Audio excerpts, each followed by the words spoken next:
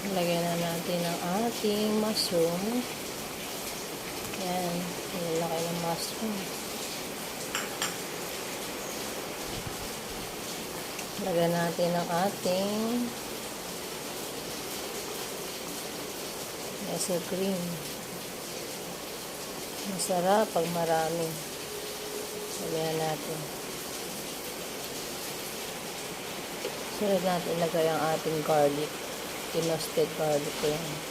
Ang lakas ng ulan. Ang lakas ng ulan. Yan, naisip kong lutuin. Madali lang kasi lutuin. Yan na, lagyan na natin ang ating toasted. Kasama na ang ano.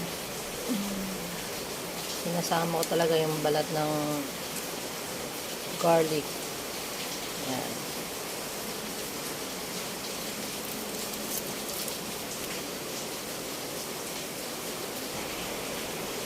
Ayan na, luto na ang ating chicken mushroom. Yan, hindi ako nagluto sa aking binili. Lakas ng ulan talaga. Pinat ko ang lahat.